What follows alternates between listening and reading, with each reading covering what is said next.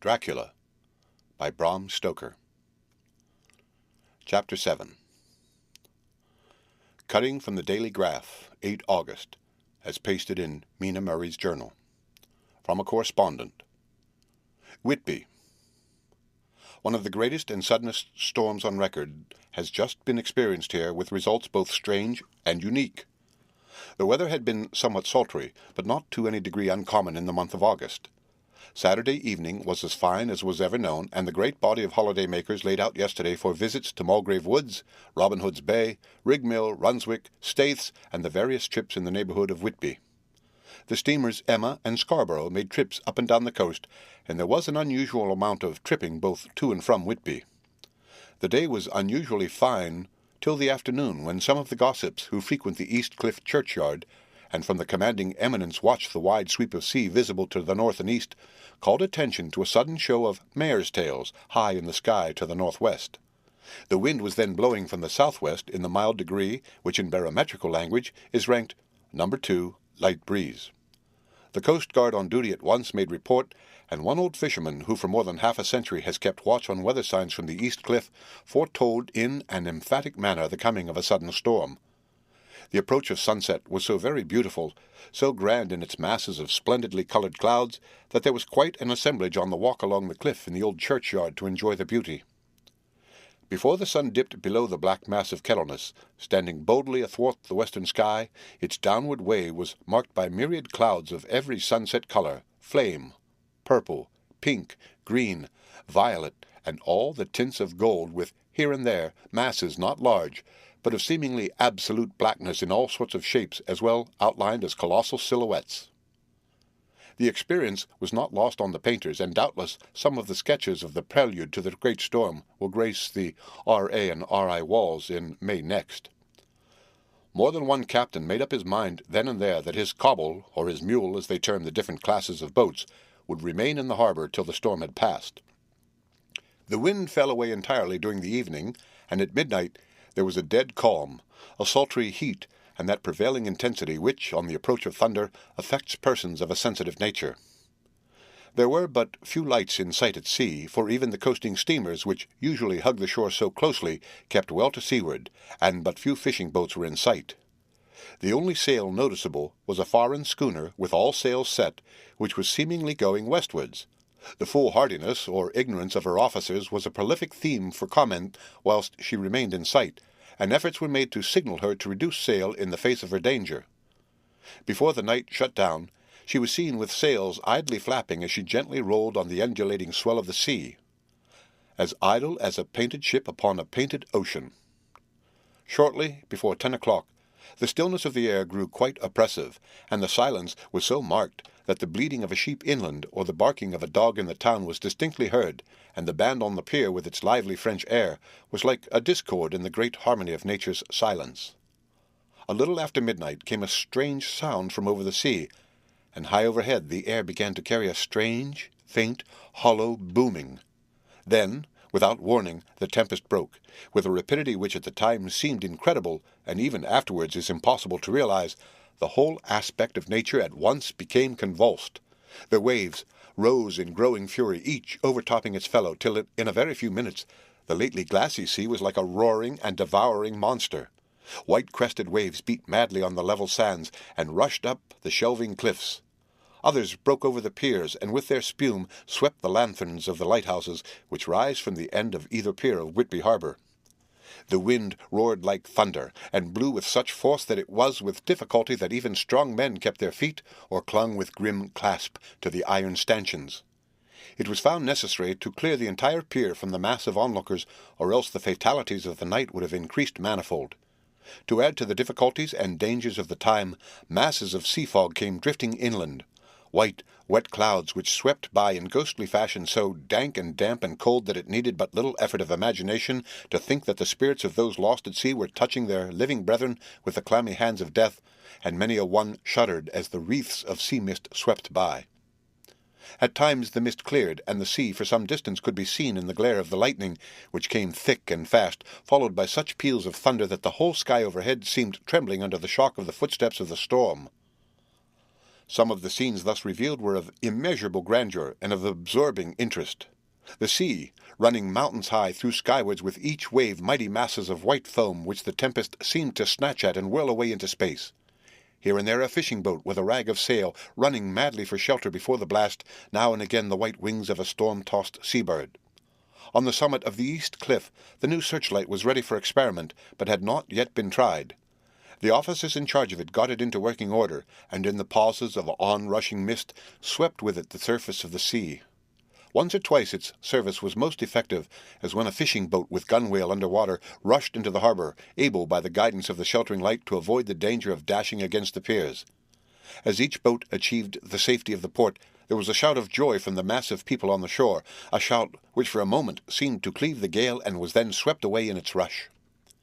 Before long, the searchlight discovered some distance away a schooner with all sails set, apparently the same vessel which had been noticed earlier in the evening.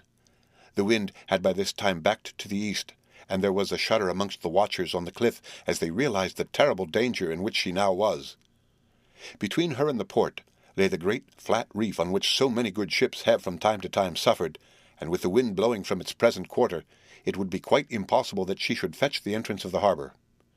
It was now nearly the hour of high tide, but the waves were so great that in their troughs the shallows of the shore were almost visible, and the schooner, with all sails set, was rushing with such speed that, in the words of one old salt, she must fetch up somewhere, if it was only in hell. Then came another rush of sea fog, greater than any hitherto, a mass of dank mist which seemed to close on all things like a grey pall, and left available to men only the organ of hearing, for the roar of the tempest and the crash of the thunder and the booming of the mighty billows came through the damp oblivion even louder than before.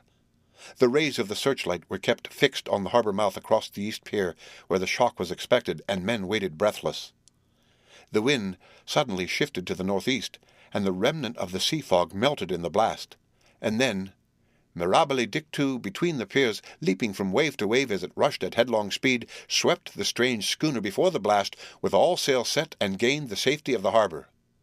The searchlight followed her, and a shudder ran through all who saw her, for lashed to the helm was a corpse, with drooping head, which swung horribly to and fro at each motion of the ship. No other form could be seen on the deck at all. A great awe came on all as they realized that the ship, as if by a miracle, had found the harbour, unsteered save by the hand of a dead man. However, all took place more quickly than it takes to write these words.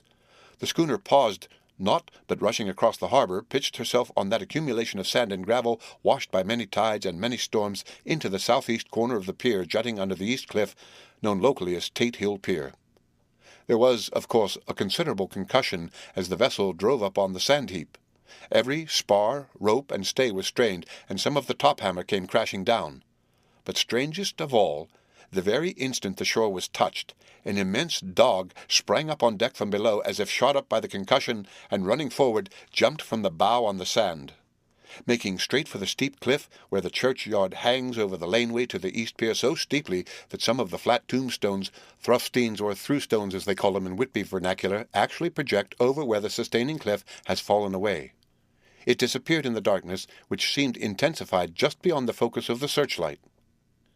It so happened that there was no one at the moment on Tate Hill Pier, as all those whose houses are in close proximity were either in bed or out on the heights above.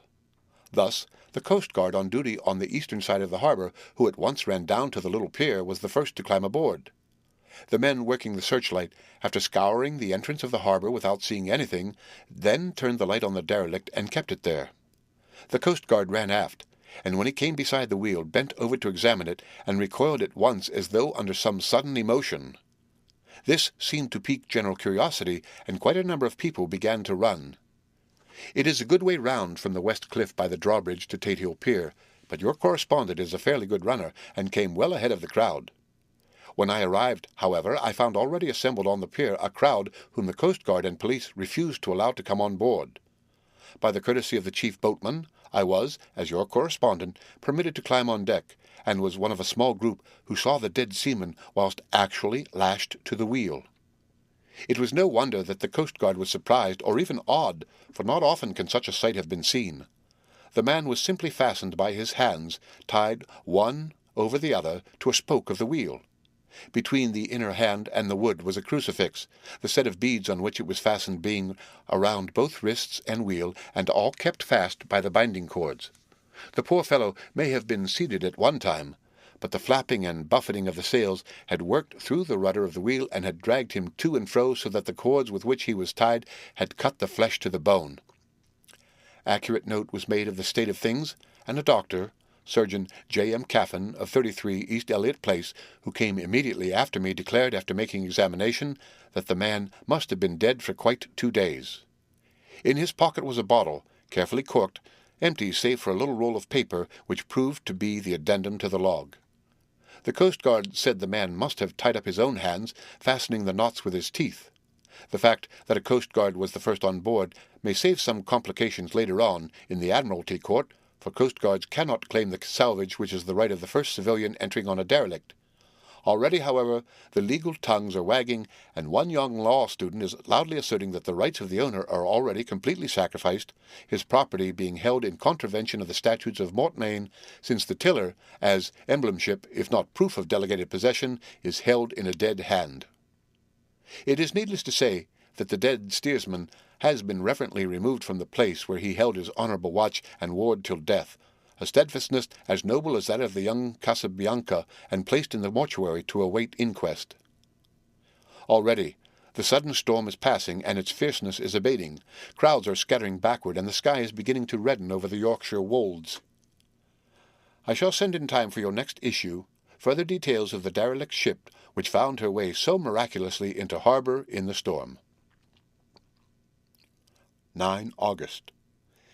The sequel to the strange arrival of the derelict in the storm last night is almost more startling than the thing itself. It turns out that the schooner is Russian, from Varna, and is called the Demeter. She is almost entirely in ballast of silver sand, with only a small amount of cargo, a number of great wooden boxes filled with mould. This cargo was consigned to a Whitby solicitor, Mr. S. F. Billington, of 7, the Crescent, who this morning went aboard and took formal possession of the goods consigned to him. The Russian consul, too, acting for the charter party, took formal possession of the ship and paid all harbour dues, etc. Nothing is talked about here today except the strange coincidence. The officials of the Board of Trade have been most exacting in seeing that every compliance has been made with existing regulations. As the matter is to be a 9 days' wonder, they are evidently determined that there shall be no cause of other complaint. A good deal of interest was abroad concerning the dog which landed when the ship struck, and more than a few of the members of the SPCA, which is very strong in Whitby, have tried to befriend the animal. To the general disappointment, however, it was not to be found. It seems to have disappeared entirely from the town. It may be that it was frightened and made its way on to the moors, where it is still hiding in terror. There are some who look with dread on such a possibility, lest later on it should in itself become a danger, for it is evidently a fierce brute. Early this morning, a large dog, a half-bred mastiff belonging to a coal merchant close to Tate Hill Pier, was found dead in the roadway opposite its master's yard. It had been fighting, and manifestly had had a savage opponent, for its throat was torn away and its belly was slit open as if with a savage claw. Later. By the kindness of the Board of Trade Inspector, I have been permitted to look over the logbook of the Demeter, which was in order up to within 3 days, but containing nothing of special interest except as to facts of missing men. The greatest interest, however, is with regards to the paper found in the bottle, which was today produced at the inquest, and a more strange narrative than the two between them unfold it has not been my lot to come across. As there is no motive for concealment, I am permitted to use them, and accordingly send you a transcript, simply omitting technical details of seamanship and supercargo. It almost seems as though the captain had been seized with some kind of mania before he had got well into blue water, and that this had developed persistently throughout the voyage. Of course, my statement must be taken cum grano, since I am writing from the dictation of a clerk of the Russian consul, who kindly translated for me, time being short. Log of the Demeter, Varna to Whitby. Written 18 July. Things so strange happening that I shall keep accurate note henceforth till we land.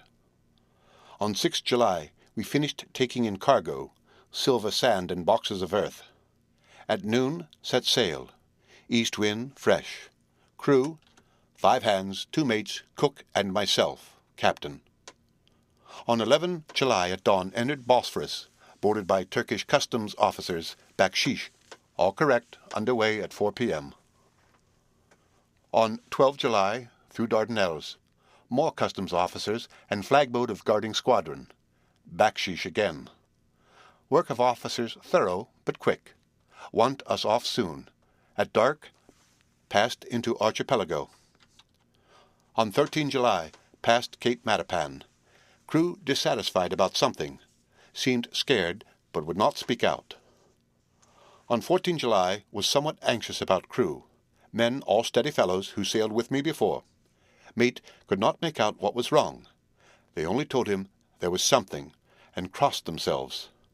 Mate lost temper with one of them that day and struck him. Expected fierce quarrel, but all was quiet. On 16 July, mate reported in the morning that one of the crew, Petrovsky, was missing. Could not account for it. Took larboard watch 8 bells last night, was relieved by Amramoff, but did not go to bunk. Men more downcast than ever. All said they expected something of the kind, but would not say more than there was something aboard. Mate getting very impatient with them. Feared some trouble ahead. On 17 July, yesterday, one of the men, Ogerin, came to my cabin and in an awestruck way confided to me that he thought there was a strange man aboard the ship. He said that in his watch he had been sheltering behind the deck-house as there was a rainstorm when he saw a tall, thin man who was not like any of the crew come up the companionway and go along the deck forward and disappear. He followed cautiously, but when he got to bows, found no one, and the hatchways were all closed. He was in a panic of superstitious fear, and I am afraid the panic may spread. To allay it, I shall today search the entire ship carefully from stem to stern. Later in the day I got together the whole crew, and told them, as they evidently thought there was someone in the ship, we would search from stem to stern. First mate angry, said it was folly, and to yield to such foolish ideas would demoralize the men. Said he would engage to keep them out of trouble with the handspike. I let him take the helm, while the rest began a thorough search, all keeping abreast with lanterns. We left no corner unsearched. As there were only the big wooden boxes, there were no odd corners where a man could hide. Men much relieved when search over, and went back to work cheerfully.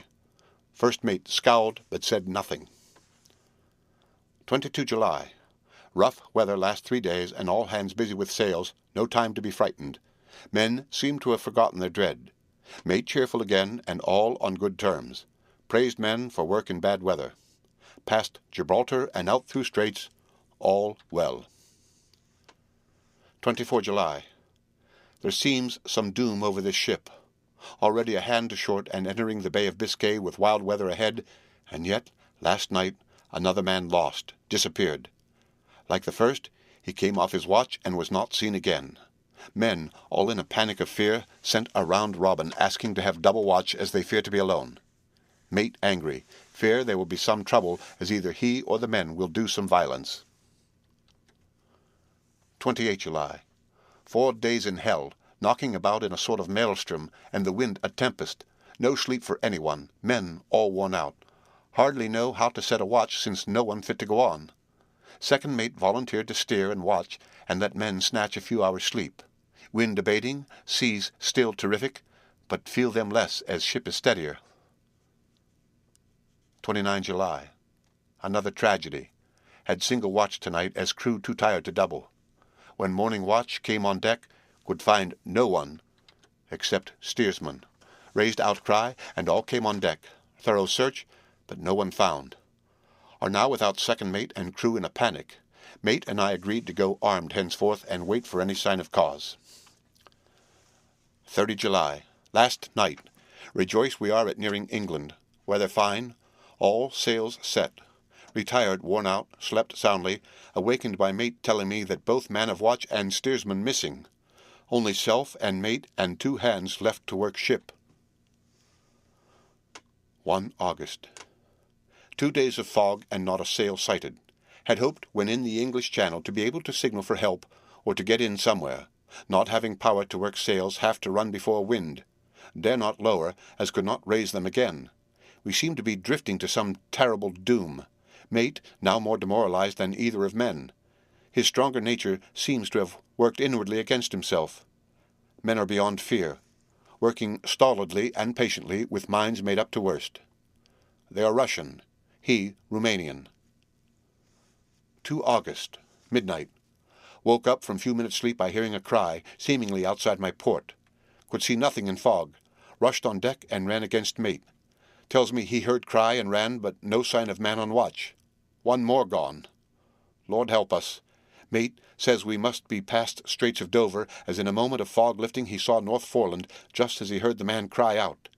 If so, we are now off in the North Sea, and only God can guide us in the fog, which seems to move with us, and God seems to have deserted us.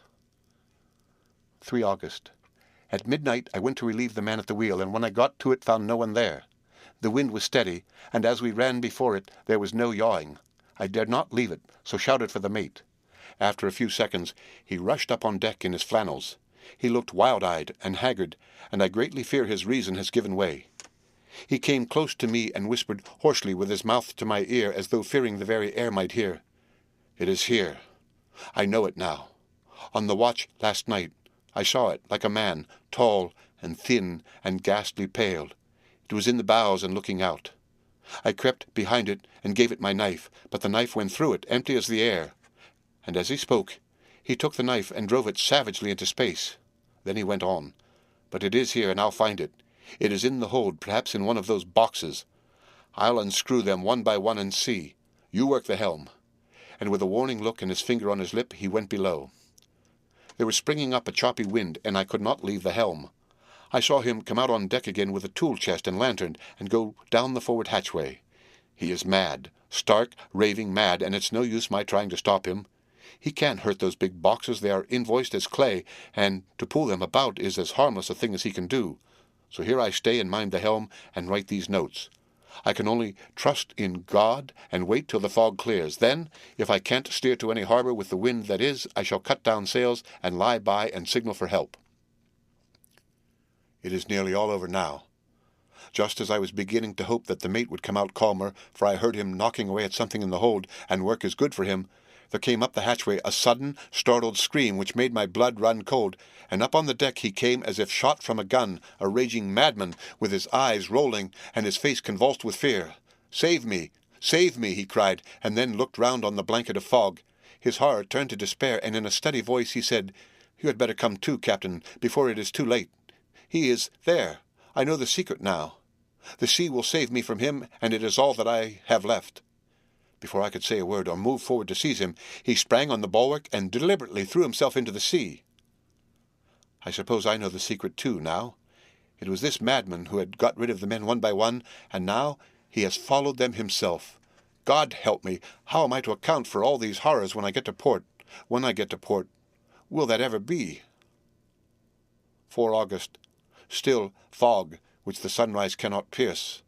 I know there is sunrise, because I am a sailor. Why else I know not. I dared not go below. I dared not leave the helm, so here all night I stayed, and in the dimness of the night I saw it. Him. God forgive me, but the mate was right to jump overboard. It was better to die like a man, to die like a sailor in blue water, and no man can object. But I am captain, and I must not leave my ship. But I shall baffle this fiend or monster, for I shall tie my hands to the wheel when my strength begins to fail, and along with them I shall tie that which it dare not touch, and then, come good wind or foul, I shall save my soul and my honour as a captain. I am growing weaker, and the night is coming on. If he can look me in the face again, I may not have time to act. If we are wrecked, mayhap this bottle may be found, and those who find it may understand. If not, well then, all men shall know that I have been true to my trust. God and the Blessed Virgin and the saints help a poor ignorant soul trying to do his duty. Of course, the verdict was an open one. There is no evidence to adduce, and whether or not the man himself committed the murders there is now none to say. The folk here hold, almost universally, that the captain is simply a hero, and he is to be given a public funeral. Already it is arranged that his body is to be taken with a train of boats up the Esk for a peace, and then brought back to Tate Hill Pier and up the Abbey steps, for he is to be buried in the churchyard on the cliff. The owners of more than 100 boats have already given in their names as wishing to follow him to the grave. No trace has ever been found of the great dog, at which there is much mourning, for, with public opinion in its present state, he would, I believe, be adopted by the town. Tomorrow we'll see the funeral, and so will end this one more mystery of the sea. Mina Murray's Journal. 8 August. Lucy was very restless all night, and I too could not sleep. The storm was fearful, and as it boomed loudly among the chimney-pots, it made me shudder. When a sharp puff came, it seemed to be like a distant gun. Strangely enough, Lucy did not wake, but she got up twice and dressed herself. Fortunately, each time I awoke in time and managed to undress her without waking her, and got her back to bed.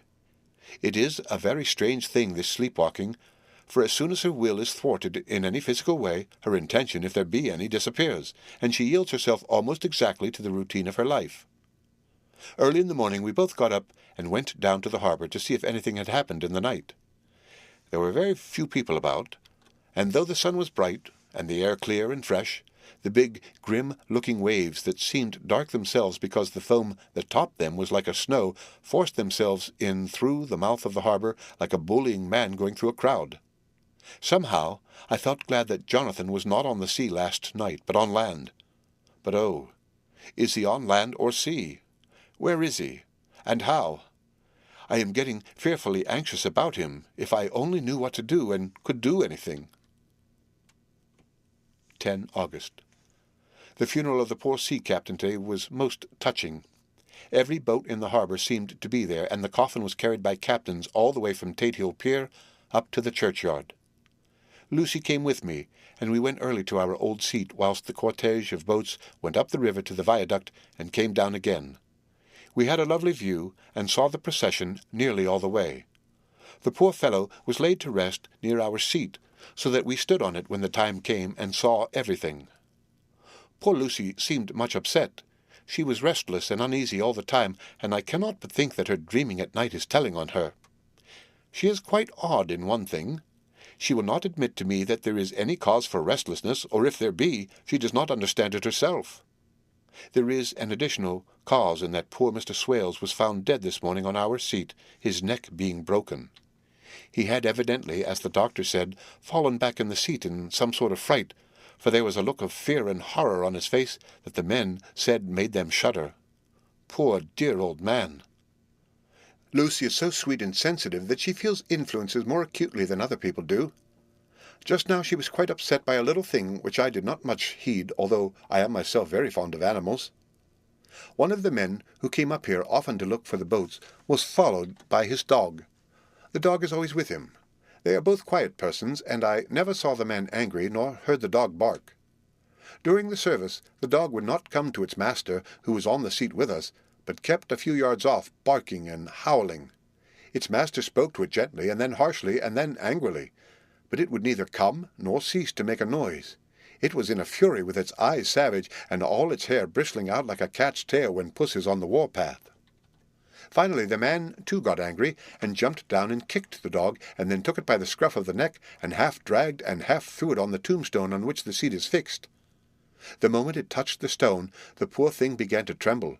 It did not try to get away, but crouched down, quivering and cowering, and was in such a pitiable state of terror that I tried, though without effect, to comfort it.